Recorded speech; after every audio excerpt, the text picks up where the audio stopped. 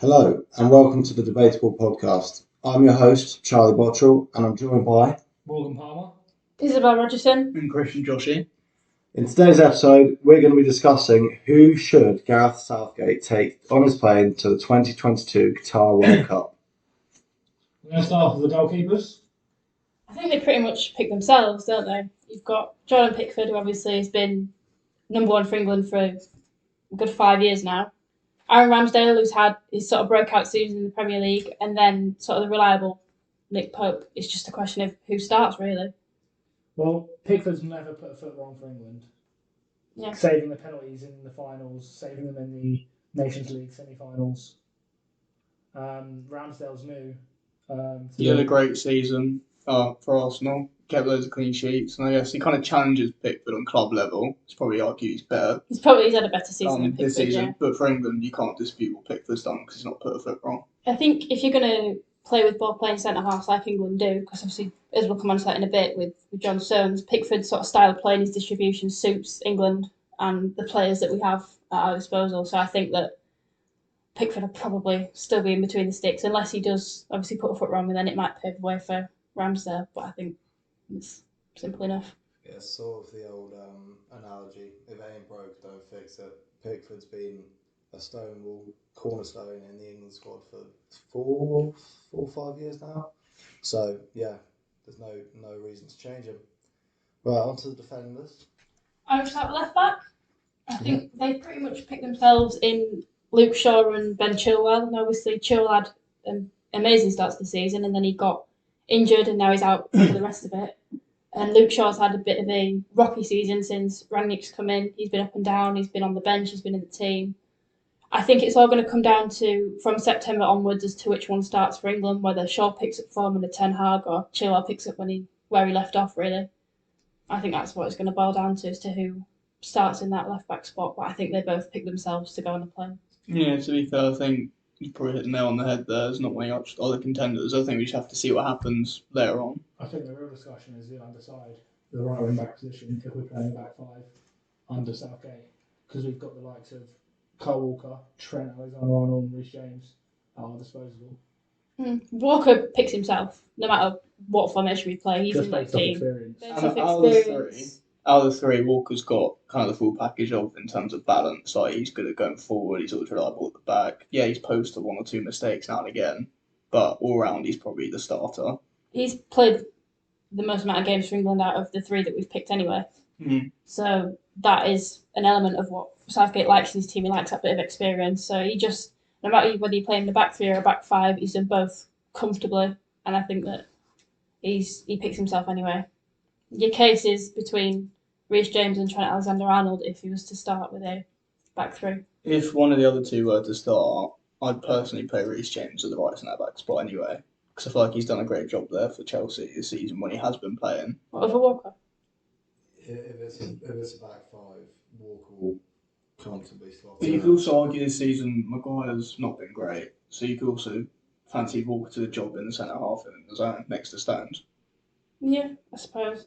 I think with Reece James and Trent, I think particularly if Chilwell plays on the other side, wing back, I think that Reece James is going to fit in that system better because he does it for Chelsea, he does it with Chilwell, that dynamic's there, and you can rely on him slightly more than you can Alexander-Arnold in terms of the defensive role. He's a bit more defensively minded and he's a bit more physical in his overall play.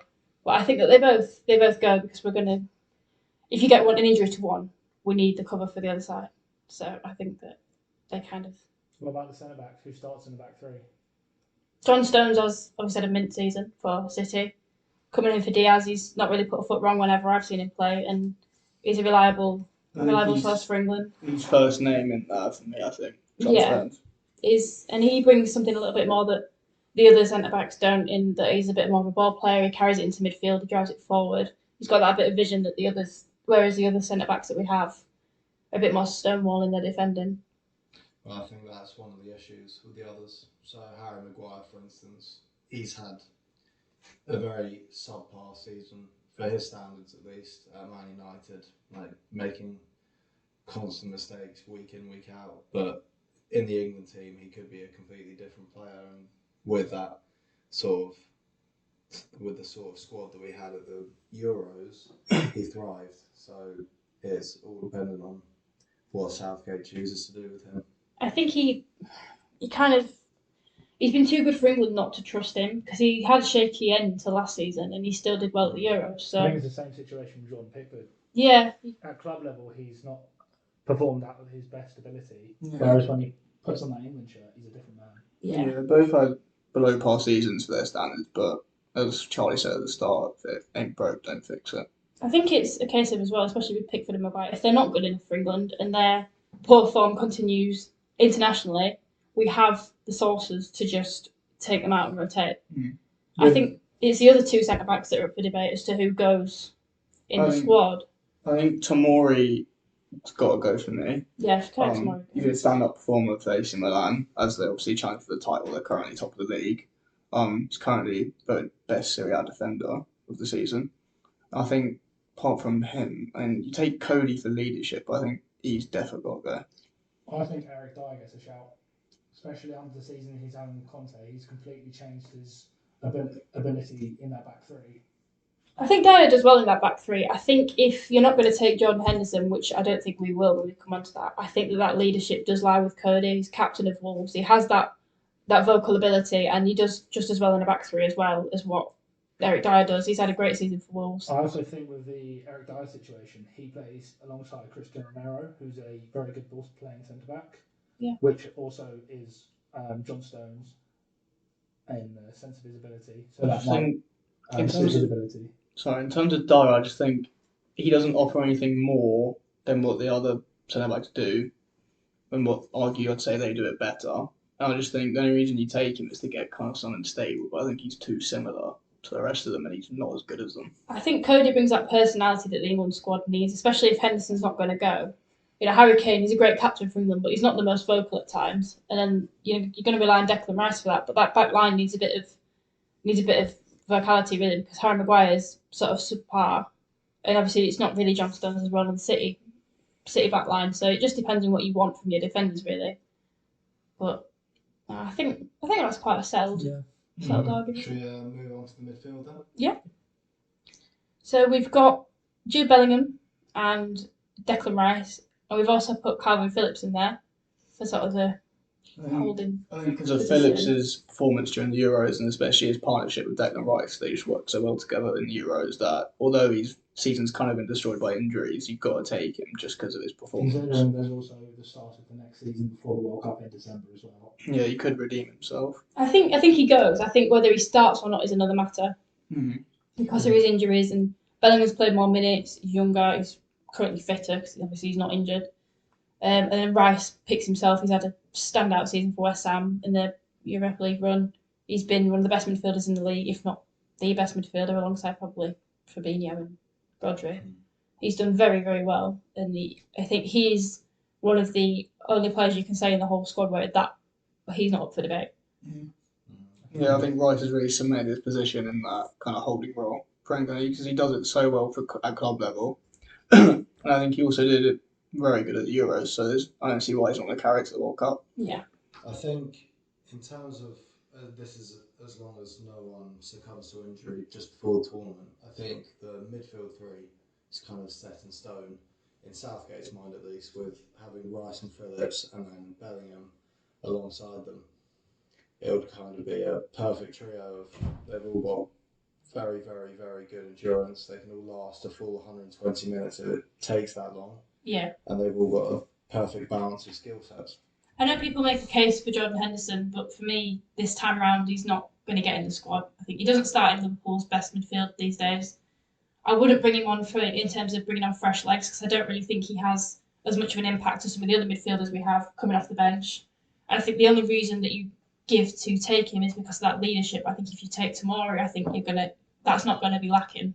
So I think that this time he probably just misses out. If he was still starting for Liverpool week in, week out, you could make an argument for him, but I think now we've got too many good, young, level-headed midfielders that we don't really need. I think James Prowse also gets a good shot in there. I think he goes. He's doing very, very well for Southampton, and especially his set pieces he could bring to the England squad because Trent's not going to start every game, and in some games Southgate might set up to win those free kicks, win those set pieces, which will suit James Ward-Prowse to a T. I think that's why you take Grealish, because even though Grealish, by his standards, has had a subpar season, he's going to come on and want the ball, and he's going to win those free kicks, and that's where Ward-Prowse is going to work with him. I think that coming off the bench, those two are going to be massive for England. Ward-Prowse in terms of free kicks, I think it's his specialty. I think he's probably the best in the league, you could argue. He's probably best in the world at the minute. With the really. right foot. He's got the most free kick goals, I think, this season in the league, anyway. And I think, yeah, as you said, Grealish drawing in fouls with Ward-Prowse and free kicks, I think he could be in for a right trick. I think you want him there for penalties as well. If and when it comes to it, I think he's going to be especially after the mare that England have had with penalties in recent years. You want those reliable players that you can count on. And you move forward a little bit. You've got Mason Mount and Phil Foden, who again I think probably picked themselves. They've both had great seasons for their clubs respectively. They've thrown up great stats, and they've both played for England at this level.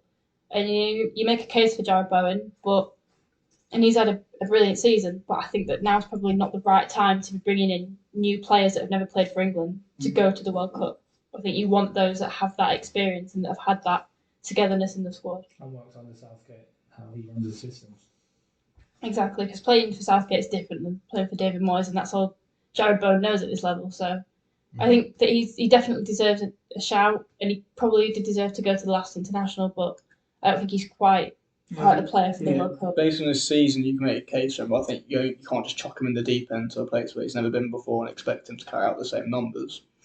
I think Grealish goes instead. He's gonna. Yeah, he's not been the £100 million player that City have signed, but then again, for England, you can rely on him to do whatever you need, and he's going to have that impact off the bench that England will need. Anyway, moving forward to the front line, who have we got down? I think first name, obviously, argue the captain, Harry Kane. He's the first name on the team sheet. He's got to be on the team sheet. I mean, yeah, he's had a below-par season for him, but the second half season he's really picked it back up, scoring goals, getting assists, doing what everyone knows Harry Kane does. And I think, yeah, he cements his position in the team. No arguments, really. I also think Sterling cements his position. Just for what he's done for England, if not. I mean, he had a great start for City, and he's fallen victim to sort of rotation under Pep, but he's still producing numbers as and when they need him to. I think as a backup striker, I think Calvert-Lewin's not an option this season. He's not played enough. I think Ollie Watkins hasn't had a good enough season. I think the striker you'd want to call upon is Tammy Abraham. His goal ratio in Italy is unbelievable, and you can rely on him now to stick in those chances that you didn't quite see in the Premier League. And I think that he's probably the main backup to Kane this season. In terms of a backup winger, I think you can't deny the season Bukayo Saka's had on with Arsenal. He's finally getting that output, goals, assists, and he's playing proper football. Since the Euros, he had a great impact, cemented his place in the team, kind of after that Germany performance. Yeah.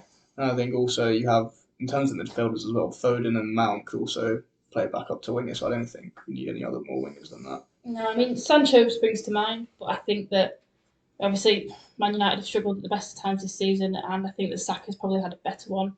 You look at Smith Rowe as well, who's arguably performed at a better level than Sancho coming off the bench, and he's not even in the squad. So I think that Saka probably does go, and you can him on at left back if the worst comes to the absolute worst, and at least penalty taking is now an attribute of his game. I think that penalty miss, as heartbreaking as it was for all of England, I think it's helped him as a player, because no 19-year-old should go through what he went through after that miss, but it's kind of sort of matured him, and it's it shouldn't be the way in which you mature, but it's kind of led to him being a stronger person. It's shown his character really, because obviously Rashford's season this season, he obviously missed a penalty as well, and he's not played the best of his football, let's put it that way, and Saka's gone complete opposite way and he's on the up. I think it's only made him more mature, and Southgate does really like him. I think also with all that racist abuse all those three players got after missing the penalties, I think that's also, he's taken that on the chin, completely blocked them out, and has had his best season for Arsenal. Yeah. Yeah, among the three of Rashford, him and Sancho, he's the one who's come out with the other end. And I think he because he deserves was the it. decisive penalty at the end of the match. I think looking at the squad and what we've said, I think the only player that's unlucky not to have really missed out is Conor Gallagher, who we've not mentioned at all. Good point. But I think that, again, experience at World Cup Euros level is going to be a key moving forward. So I think that the players that we've picked are probably going to be the most reliable in a massive tournament. I think Gallagher's quite ready for that step. Perfect. Well, as a finishing note, do we think England will win the World Cup? Morgan? I think we at least get to the semis, and it will depend on who we draw. But as a hopeful England fan, I think we win it. But it would all depend on who we would get in the run up into the final. Is it? Oh, it's always coming home. Until it's said otherwise, it's always coming home. And Chris? I mean, I'd love to shout it's coming home, but I think based on the last two tournaments, we have to at least reach the semi-finals. Obviously, you can pray. We've got a good squad and a good manager, so let's see what happens. I think England go out in the semi-finals, and it's a Portugal-Argentina final. Not France. No, the two greatest players in history go head-to-head in the final. That is what I'm predicting. What you're thinking? Their last The final. last chance. Their last World Cups, they come against each other in the final. Who do you think comes on top? I don't think Portugal have the managerial prowess with the manager they currently have to win that. But anyway, that's all for another episode. So thank you for coming, and thank you for joining, guys.